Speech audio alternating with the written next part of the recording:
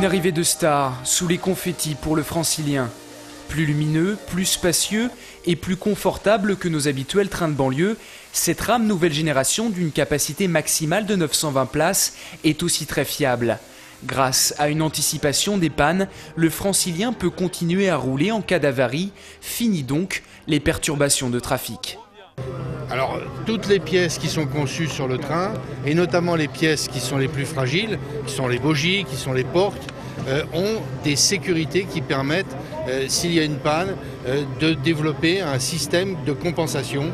Dès le 13 décembre prochain, 2 trains comme celui-ci seront en service sur la ligne H, direction Luzarches. Objectif pour la SNCF, mettre fin aux petits gris et renouveler totalement son parc actuel, des rames âgées pour certaines de plus de 25 ans. Il y avait les TER en province, il y a le TGV. Enfin, il y a le Francilien qui est le début d'une nouvelle aventure, puisque l'objectif c'est que d'ici 6 ou 7 ans, 100%, c'est-à-dire la totalité des trains en Ile-de-France soient neufs ou rénovés. Seul bémol de ce Francilien, une accessibilité limitée. Alors qu'une palette se dépliant entre le wagon et le quai était l'une des grandes innovations de ce train, un problème reste à régler. Le plancher, situé à 97 cm du sol, est incompatible avec les quais d'un certain nombre de gares, ceux-ci culminant à 55 cm.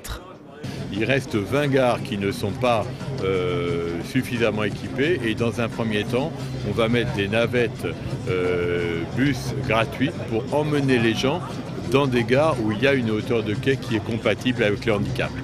Investissement pour le STIF et la SNCF, 1,850 milliard d'euros. Le constructeur, Bombardier, s'est engagé à produire 40 rames de Francilien par an. Au total, 172 trains seront livrés d'ici avril 2015.